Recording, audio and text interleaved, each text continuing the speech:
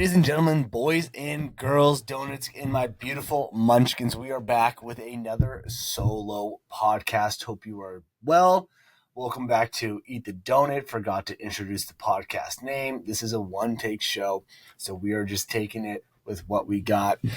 And first and foremost, I apologize if my voice sounds a little raspy. I feel like I got that sexy, sick voice right now. Not that I feel like it's sexy, but I always think of, if you ever seen the show Friends, where Phoebe has she's got a sickness, she's got like a cold, and she loves the sound of her voice because she feels like it sounds sexy. I feel like that's where I'm at right now. My voice is raspy. Maybe the sexy isn't the right word for it, but it sounds, let's call it unique, for lack of a better term. But yeah, so we are here. We are actually in good old Massachusetts right now. I have traveled across the country for some weddings and to see family. This is my home state, and we're here for a couple of weeks. So we're going to be doing some podcasts with a little bit of a different studio here. I'm in the basement of my mom's house.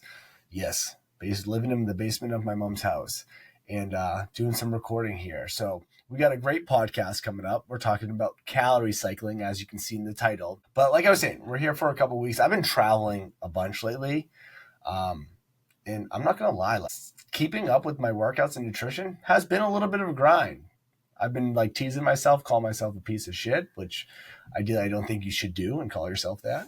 But I like to joke around in that sense. Sometimes I have a weird, sick, dark sense of humor. I was in LA a couple weeks ago for my wife. She ran a marathon, which I actually want to have my wife on the podcast and interview her about her experience of running her first marathon. So if that is something you're interested in, let me know. Leave a comment, reach out to me somehow on Instagram or however you can find me, an email or whatnot. But if you want to hear my wife come on a podcast and just kind of talk about her doing her first marathon, and she crushed it. She absolutely crushed it. I won't give the details or anything, but for her first marathon, just completing a marathon is crushing it. But I feel like her time was pretty darn good too, and really she beat all of her goals. She had a couple goals in mind where it's like, hey, this time would be good, this time would be great, and this time would be unbelievable. So it's like, cool.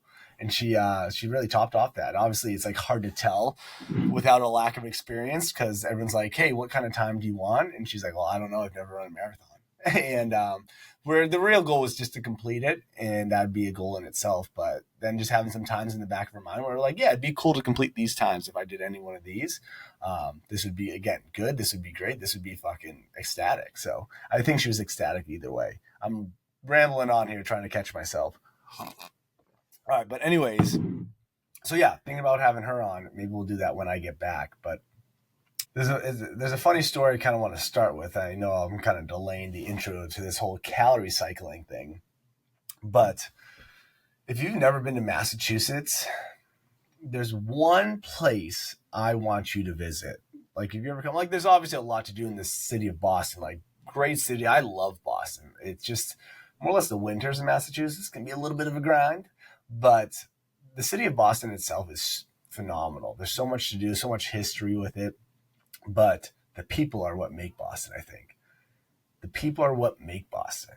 The accent, the passion, the bluntness of Bostonians. But the one place I want you to visit when you come to Boston, and more specifically in Boston, not just Massachusetts, but in Boston, is you got to go to a Dunkin' Donuts. I think it's just called Dunkin' now, but you got to go to a Dunkin' Donuts. So when we first got here, our first weekend, because we've been here for, what's today, Thursday? Thursday when I'm recording this, the 8th. But when we got here a week ago, maybe 5 days ago, we're on the way to a wedding, one of our friends' wedding in Newport, Rhode Island. We stopped at a Dunk's on the way.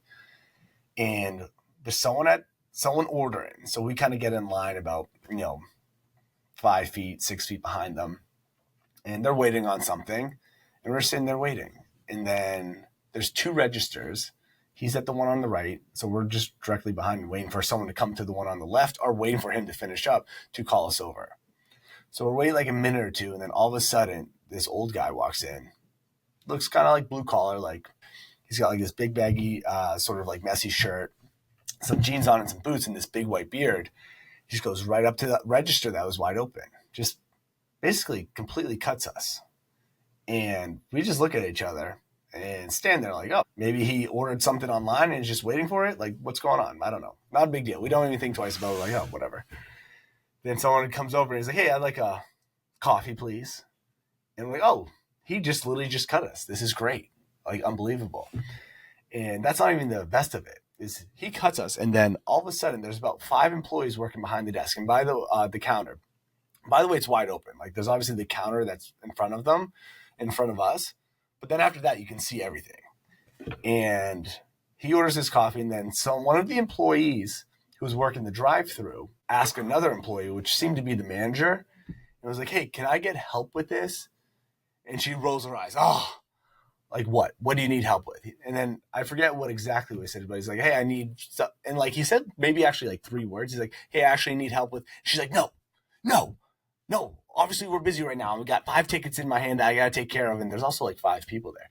But she starts like barking at him, like raising her voice, having such attitude. And I'm like, oh, this is amazing. Like, this is Boston at its finest, a Boston Dunks at its finest. Just arguments right in front of each other, like employees arguing with each other, where there's like 4 or 5 customers in there. Guy cut me like right off the bat just because he's got no time to wait. I'm like, this is awesome. Like, I love this experience already. Just the passion of Boston. So eventually we get called up, we put our order in, all's good. We left, and all is good. Then the other day, we go to another Dunks. We're in Cape Cod right now, and we go to another Dunks down the street to get a coffee. And similar thing. Someone's standing there, ordering a coffee, waiting for something. We get in line behind them. Luckily, there's only one register. And we're probably a little bit further back. Maybe like 7 to 8 feet away from this guy, just waiting in line. And this lady walks in and just stands directly in between the guy at the register and us. And again, like, I'm such a wimp. I never say anything. I'm just like, oh, sorry, I was in your way. My bad. Like, I'm such a baby like that, which I probably should be better at, stand my ground a little bit more. But whatever. It is what it is. And then she, like, within 30 seconds, she looks back at us and she goes, are you in line? The boss, are you in line? And looks back at us, and we're like, yes, we actually are in line. So I stood my ground there. She's like, oh, this is ridiculous. I'm just going to go through the drive-through. Like, was in and out all of like 40 seconds. In and out, 40 seconds, look back at us. Are you in line? Yes, we are in line. Oh, this is ridiculous. I'm going to do the drive-through. I can't wait any longer. It's like, okay. And again, I'm laughing. I'm smiling. Like, this is the greatest. Like, you can't beat an experience at Dunks. Bostonians, again, I love them. Passionate, blunt. They tell you like it is. And then there's those, sometimes to another layer, just constantly frustrated. Like, constantly frustrated, constantly seeking something to complain about. And it's quite the experience. I'll say 80-90% of Bostonians are great. That's just like the couple that tend to be maybe waking up on the wrong side of the bed. But super funny. He was dying laughing. It was just like 2 experiences at Dunks, first 2 experiences here. Just what I wanted to experience. Just the true passion of Bostonians going to Dunks. So anyways, let's dive into what you came here for. Hopefully you found that pretty entertaining. But like I said, come to Massachusetts, come to the Boston area, and just go check out a Dunks. It'll be an experience you'll never forget, I bet. But let's talk calorie cycling. So in this whole podcast, I'm going to cover what calorie cycling is, how to use calorie cycling for weight loss and fat loss. So make sure you listen the entire way through. So by the end of this, you feel more confident in this topic, and might be a possible way to apply and make fat loss easier for yourself. And I'll say this, no, I'm not going to say what I do is what you should do, because it's not. Everyone should have their own game plan. Again, when it comes to weight loss and fat loss, it's like a recipe. We're trying to find the recipe that tastes good for you, right? So what tastes good for me might not what tastes good for you. We have 2 different lifestyles. We have 2 different preferences. We have 2 different, situations going on with our lives, that this might work for you. This might not work for you. But calorie cycling specifically for me is something that works well for me, because I'm definitely someone who is more of a weekend warrior, who likes to have a little bit more flexibility on the weekend. So this is why calorie cycling can work a little bit better for me. I have a handful of clients who like this approach as well, whether it's because they're a weekend warrior or whether they just have other busy times during the week that makes sense to have some days that are a little bit more flexible, other days that are a little more dialed in, a little bit more, we'll call it like restrictive. which I say that lightly because I don't mean like cut your calories to like 1,000 calories, but just a little bit more meticulous with your nutrition, like being a little bit more dialed in with it. So let's get into it. So what is calorie cycling? What is calorie cycling? Stumbling my words. So calorie cycling, simply put, is a strategy where you end up manipulating your calorie target to have some higher calorie days and then some lower calorie days. You have basically days you eat a bit more and then other days you eat a bit less. So instead of trying to hit a consistent daily target, which is obviously very common, like you might be given a specific target for your calories, which you hit on a day-to-day basis. Maybe it's like 6 to 7 days a week, but instead you aim to hit a weekly target. So instead of hitting this day-to-day target, you take a bigger number and you hit a weekly target. And how you get to that weekly number is actually totally up to you. And I'm going to go over some of the common approaches to using calorie cycling. It's more specifically for weight loss, but you can even use this during maintenance if you are trying to maintain weight where it's at.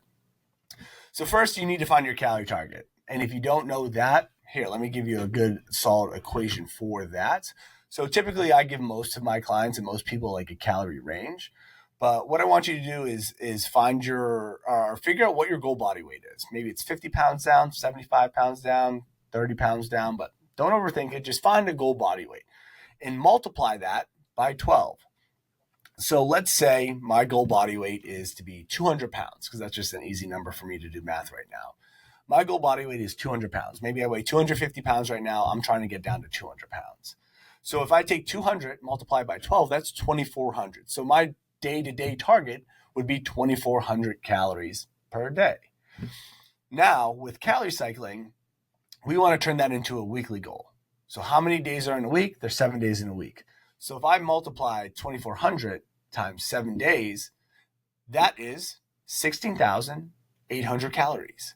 So instead of looking at it as 2,400 calories a day, I'm actually just trying to get 16,800 calories during the week. And again, however I break that down during the week, as long as I get 16,800 by the end of the week, we're using calorie cycling for weight loss. Like we're hitting our target, we're in a net deficit for the week. So again, we can break that down however we want.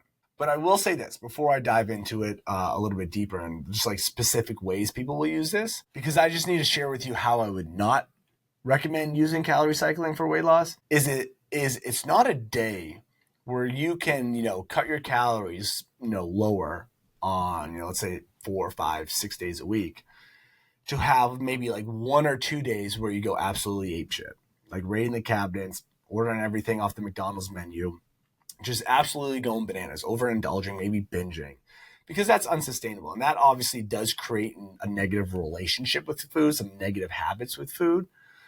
It's not something where it's like, hey, I'm going to be lower calorie, Monday through Friday. And then I'm going absolutely, there's no rules. There's no targets. I don't have to worry about it. I can eat as much as I can, like as much as I possibly can. This is why I'm also not a huge fan of, I'm sorry, let me correct myself there. This is why intermittent fasting can be a challenge, because when it comes to intermittent fasting, what I used to do, because this is again my experience, is I would not eat, all morning, skip breakfast, skip lunch. I would not eat till about maybe 2, 3, or 4. I'd always try to fight more towards dinner time. And then I'd binge all night.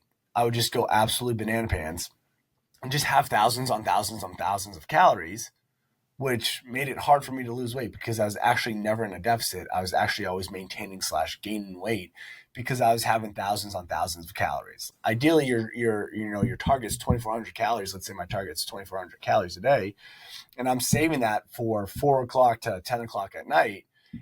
I still have to have 2,400 calories a day. And I would end up having probably 3,000 plus calories just because hunger was so high. It was so hard to manage. And I would just go banana pants eating all the food. So same thing here. It's like, we want to be in a calorie deficit, and we might have some lower days in that 2,400 number, for example. But it doesn't mean I can go absolutely apeshit, 1 to 2 days a week, the days that are higher calories. All right. So I'm done being stern with that. So anyways, First strategy up is the weekend warrior. Let me go over that. That's sort of a common strategy, I think, for a lot of people, busy professionals, people who like flexibility on the weekend. But this is a great approach for that. This is an excellent way to stay on track with your calories, losing weight while enjoying your weekends, maybe a little bit more guilt-free. So let's say we have that 16,000, I keep saying 1,600, 16,800 calories to work with the entire week. So what that may look like for me is I might have 2,000 calories on Monday, 2,000 calories Tuesday, 2,000 calories Wednesday, 2,000 calories Thursday, and then Friday and Saturday, I actually might bump that to 3,000 calories. Wow, numbers are hard right now. Why can't I figure this out? It's my dyslexia kicking in. 3,000 calories Friday and Saturday, and then 2,800 calories on Sunday. So we're still managing our calories to be 3,000, 3,000, 2,800 over the weekend, Friday through Sunday, but we're cutting out some calories Monday through Thursday to bank them for the weekend. Because if you add that up, 2,000 plus 2,000 plus 2,000 plus 2,000 plus 3,000 plus 3,000 plus 2,800, the weekly total is still 16,800, which on average is 2,400 calories per day. And if that's my deficit, that's my target to put me in a deficit, we are in a deficit for the week. So we're just thinking big picture here. It also might look like something like 2,200 calories a day, Monday through Thursday. Friday might be 2,600 calories. Saturday might be 3,000 calories. Then Sunday might be 2,400 calories. So again, you can kind of manipulate it however you want, having some lower days, having some higher days. But as long as you're reaching 16,800 calories for the entire week, averaging out to be 2,400 calories a day, you are hitting your targets. You're in a great spot. This just allows more calories on the weekend to have some flexibility. Again, it doesn't allow you to go apeshit and have 5,000 calories on the weekend, but having enough to hopefully help you feel satisfied, hopefully give you enough of I almost think about it like curbing the craving, and having that flexibility to be like, all right, this allows, some extra snacks, some extra treats in moderation still, but some flexibility where you're like, this is good. I feel satisfied. I feel like I am good to go and enjoy myself and not feel like, maybe missing out on things or whatnot, over restricting yourself, and stay on track as well. So we kind of found that Goldilocks zone with it, right? Where we're taking care of things. We're able to manage our calories each day. Some days are a little bit more meticulous. Some days a little bit more flexible, but we're managing things to stay consistent on average to have 2,400 calories a day. And this allows me to stay consistent week over week to lose weight over time. And just to make a quick note here is, just because I know people freak out because of the scale will spike up over the weekend on Saturday, Sunday, and maybe even Monday, depending on how you're cycling your calories. And that's not because you're ruining your progress. It's just because you're going from eating, let's say, 2,000 calories during the week to 3,000 calories over the weekend. So you're obviously having more food volume in your stomach, which will cause more water retention as well. So just remember, weight does not equal fat. So when the scale spikes up, there's just more weight inside you, more food volume, more water retention, which will equal more weight on the scale. Don't freak out. Just play the long game here. Remember, it's not fat. Weight does not equal fat. There is a difference, but play the long game here. Stay consistent, and over time, we will see that downward trend happening on the scale. All right, so up next is social events. This could be something in particular that's maybe done week to week, or just in scenarios where it makes sense, where you have social events coming up. Maybe it's a big holiday party. Maybe there's a special like birthday party, an anniversary party, some social event, some gathering of some kind, where you can start to use calorie cycling for weight loss to still reach your goals here and enjoy the party. So let's say this, you have, let's say, Ashley's Bachelorette Bonanza. I don't know why I chose Ashley, but Ashley's Bachelorette Bonanza. You don't have to freak out worrying about, oh my goodness, I got to stay on track. I have this Bachelorette coming up for, 2 days. I want to have some flexibility. I want to enjoy myself, have some drinks, eat some food, extra food. But I also really do want to keep my, consistency going. I still want to keep these weight loss goals in mind and stay relatively on track here. So rather than feeling like you are missing out and, maybe you're trying to restrict yourself and you're staring at everyone else enjoying the pizza while you sit there all sad and feeling like alone in this and maybe a little bit hangry, you can now just plan ahead and save some calories for that event and have some balance with it. So let's say you're at this bachelorette. It's actually a whole day event on Saturday, and you need to save some calories leading up to that event. So what you can do is maybe you save 100, 200 calories, maybe 300 calories per day for the 5 days leading up to that event to have some of that flexibility. It might look like something like this. So let's say the target's 2,400 calories per day. That's what we're trying to reach on average, 16,800. So you might have 2,100 calories Monday through Friday. That is adding 1,000 calories to your bank for Saturday. So you might have some extra flexibility on Saturday, and it might be around 3,400. Now you might not need all that flexibility, but you also might need all that flexibility and want all that flexibility. But that will leave you 3,400 calories on Saturday.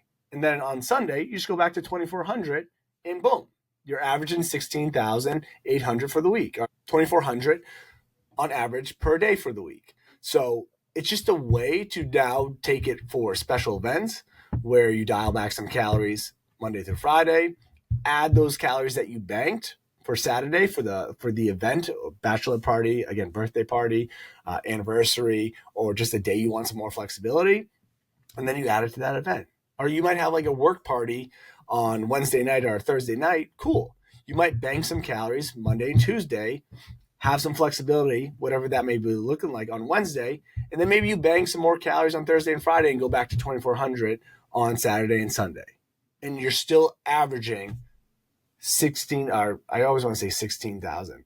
You're averaging 2,400 calories per day. Again, the total of the week is equal in 16,800. So this is the great sort of realization that helps a lot of people, where you can go enjoy the cookout, the party, the social event of some sort while still staying on track for the week. Because I think a lot of times what happens is we have that event, right? Say it's on like a Thursday or Friday or whenever it may be.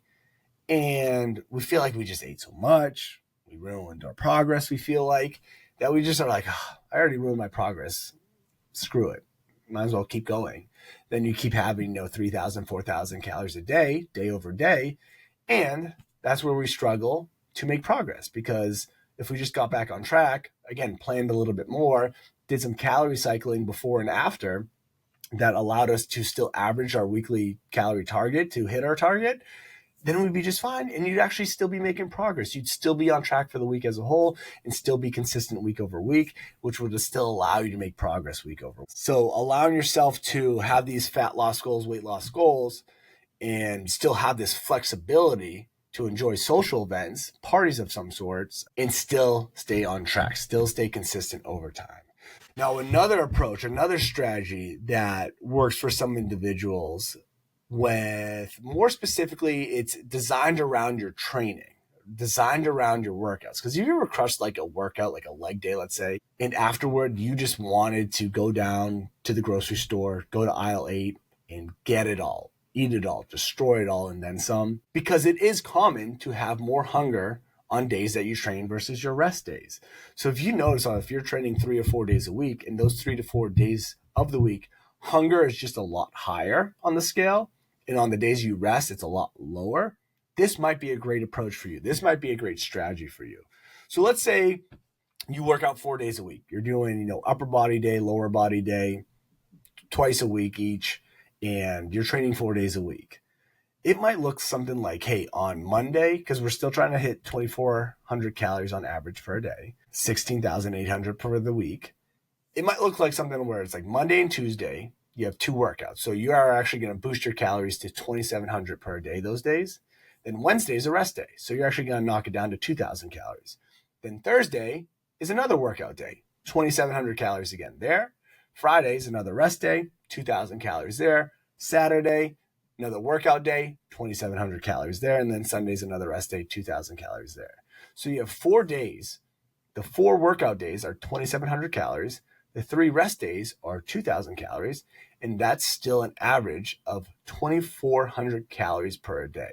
Their weekly total is still 16,800 calories. So rather than dealing with hunger like a big old grizzly bear coming out of hibernation on the days you do lift, the days you're crushing squats and deadlifts and bench press and shoulder press and pull-ups and whatnot, you now have some wiggle room to have more fuel on those days, to help yourself mentally and physically feel better, to allow yourself to stay consistent week over week, hitting your average calorie targets week over week, to allow you to make progress week over week. And then my last point here to kind of close things out, last point here is sometimes it just might be a lifestyle preference. This is sort of like the last way you can use calorie cycling, again, for weight loss and for life, is if you just generally prefer some days where you eat a little bit more and others you just eat a little bit less. It doesn't have to be any specific reason behind it.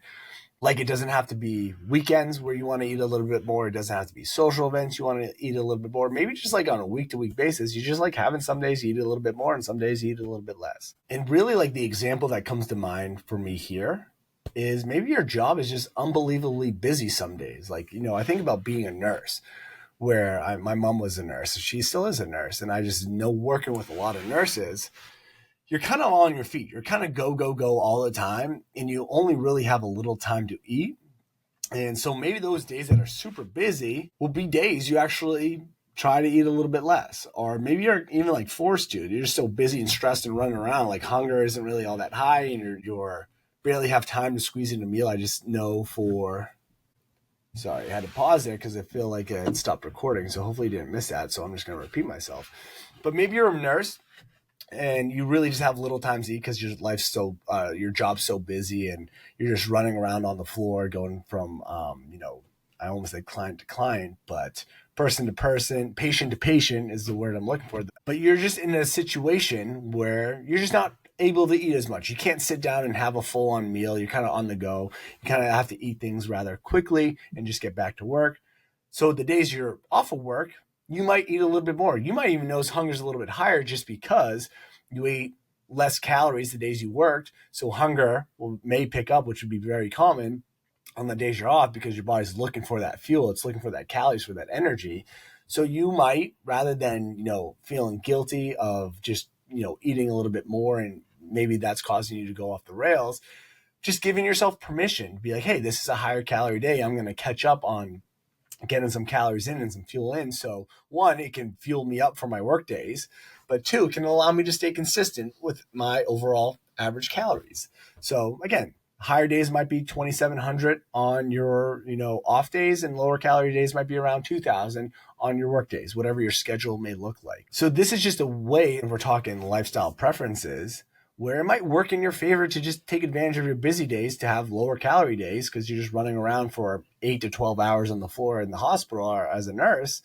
And on the off days, you might just enjoy more calories because you have hunger a little bit more. You have more flexibility, and you can actually fuel yourself for more energy on the days that you do work. And again, this is just one example. This could just be a preference. You just like to eat more as well on some days and eat less on other days. Like, it's just a total lifestyle preference. So long story short, after all this, if you really just take kind of anything away from this, is you're really looking at your calorie target as a weekly goal versus a day-to-day goal. And this can be an amazing approach that allows you to be consistent week over week, month over month, and allow you to feel like this process is way more sustainable with the progress you make. So listening to those approaches and feeling like this might be a strategy that works well for you and sort of a preference of your lifestyle, whether it's weekend warrior, whether it's, for just specifically social events, it might not even be a week to week thing, but you just know on certain social events, as even summer's coming up right now,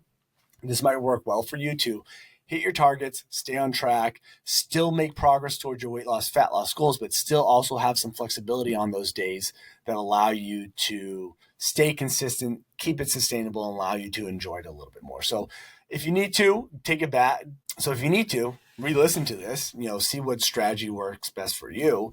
But just kind of think about it. Like, what would work best for you? And like, again, this is just a strategy. you don't have to do this. Sometimes just having the day-to-day target works well for some individuals. Sometimes having this calorie cycling strategy works well for some individuals as well. You just got to figure out what works best for you. What's the recipe that will work best for your lifestyle and be the most sustainable for you. So if you have any questions on this, don't hesitate to reach out. Please just leave a comment below. Reach out to me through email. Email is simple, kpd@kpd.fit.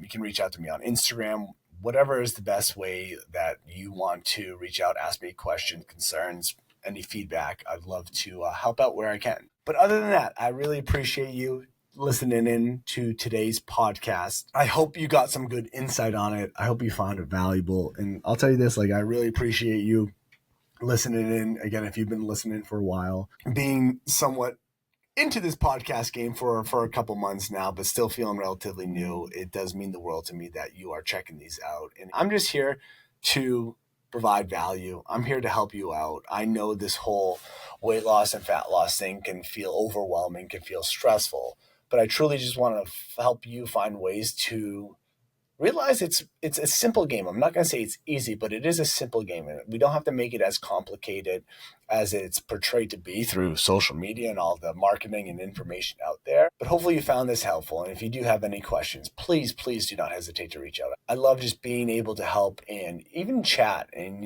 build relationships and connections with individuals who are trying to better themselves.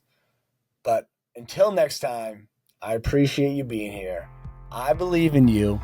Go eat the damn donut, and we will talk soon. Cheers.